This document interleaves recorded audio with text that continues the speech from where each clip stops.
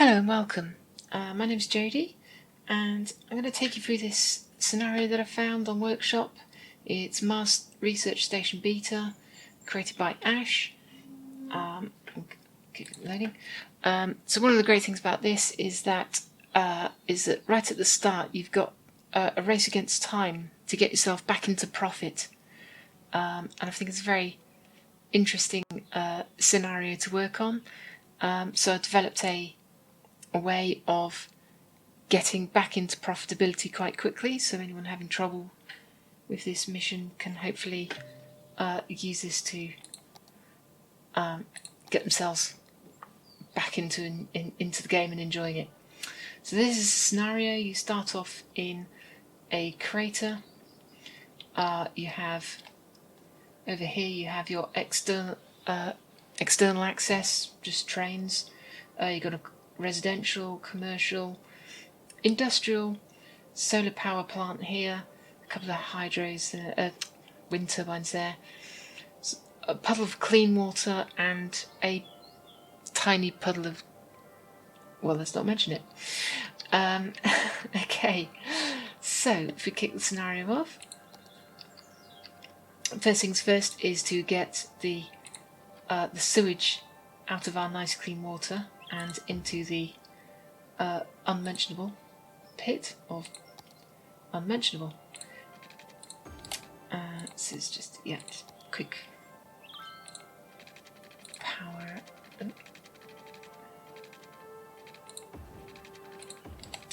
So that's quickly powered up.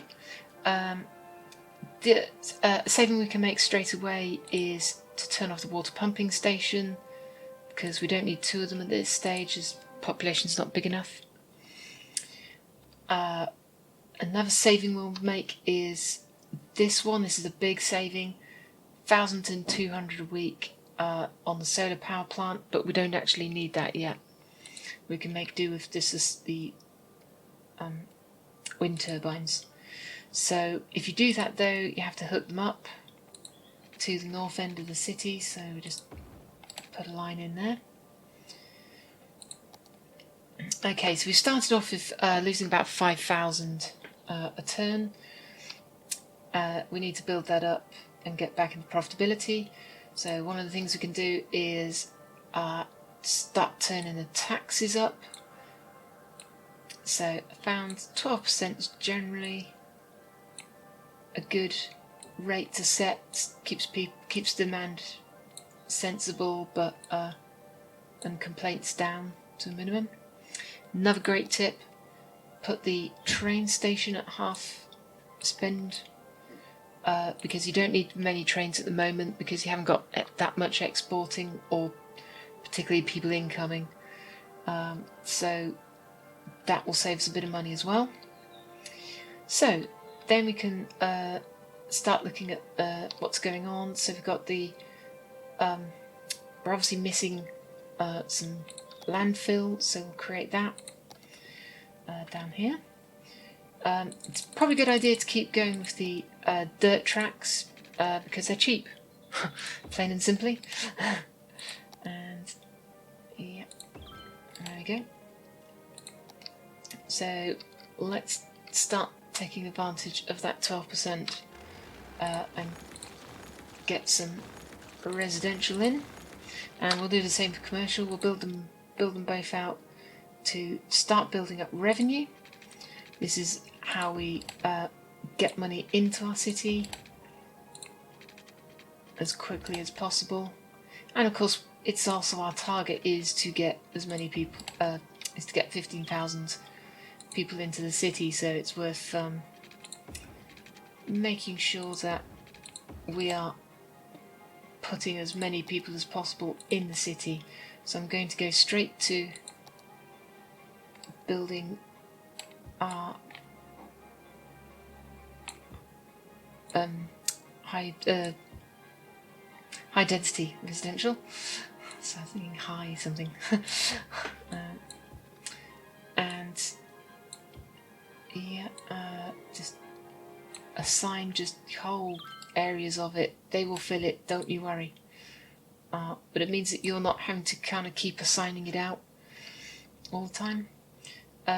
You may notice I've done something up here which is to make this into a block, but actually that's so that I can delete this bit of road here, which just kind of simplifies things, stops traffic getting blocked up around here, means there's less traffic along this route, although we're still at this point getting blocked by the traffic. The train will block the lorries occasionally.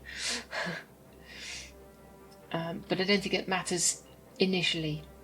So we'll move on to the commercial and build a small area out here. Similar sort of thing, but it doesn't need to be quite as much as the residential.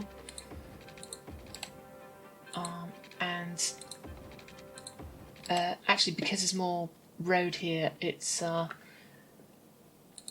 probably better not to build quite so much straight away, because otherwise you end up with a lot of road, and that causes expenditure.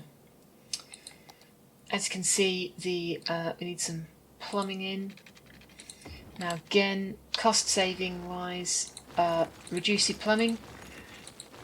Anything extraneous or inefficient, get shot of it, and it'll help you in the long run to keep your city nice and efficient.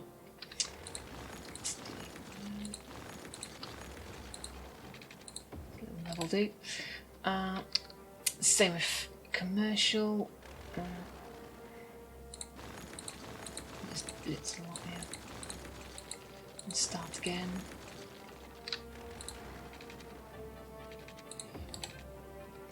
So as I said, I can kind of keep in line with the main, with how I'm building out the main layout, so that I'm staying as efficient as possible.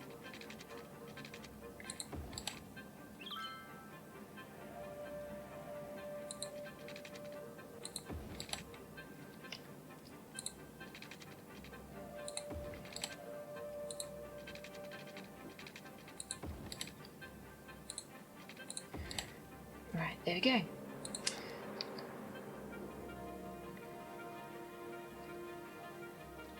You can also, this is optional, but you can also remove some of the roads. That can help reduce maintenance, but it's not essential. You can rebuild it all later on and redesign it to your heart's desire. At this point we've got, so we've soaked up a lot of residential, so let's start tackling with the that industrial that's left, that's starting to build up. So this, I think, is a bit of an inefficient layout. So I like to actually blitz it and kind of start again. I'm just going to have to recreate that. Oops.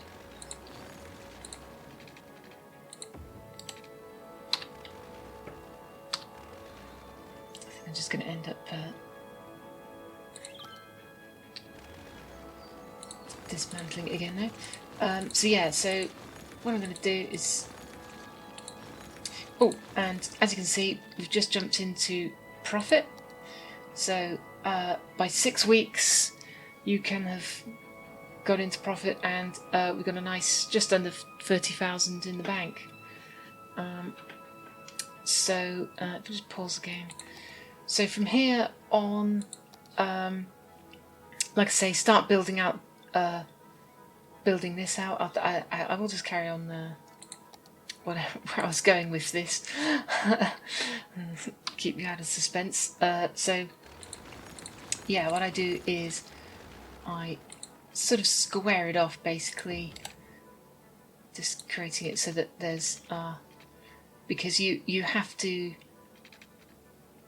use the maximum amount of agricultural possible, because that's your main export from Mars, it appears. So you know, you need to be using as much of that as possible. So you know, it's you see, you can utilize so much more of the land by laying it out along squares.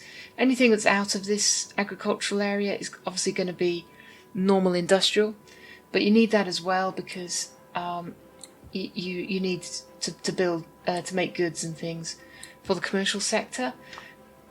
So it's all necessary.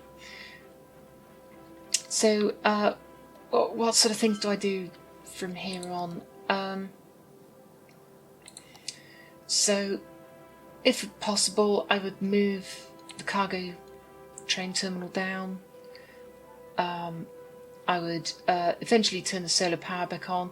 In the short term, it's worth just adding another hydro, I keep saying that. Another wind turbine, just to tide you over a little bit longer, so that you keep making more profit before you, because obviously turning it back on would drop you back into a loss again.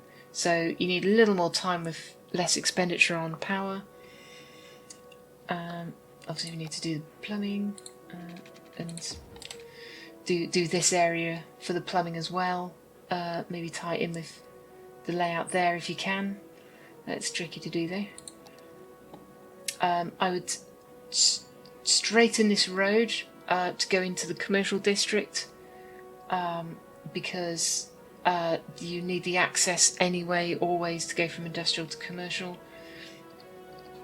Maybe less so for the residential, but you do need to start at some point developing a transport system down to here so that you can get workers around your city.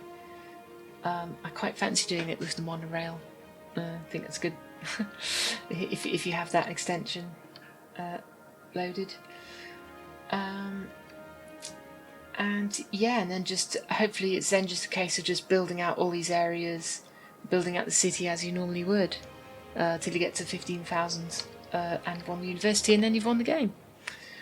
Also bear in mind, if you're getting a bit land strapped, you can also purchase more areas, so you could maybe move into here, which gives you the ability to also reroute the trains a lot sooner and things like that. So if you wanted to continue the train line, for example. Okay, I hope this has been fun and informative, and have fun playing Skylines. Bye!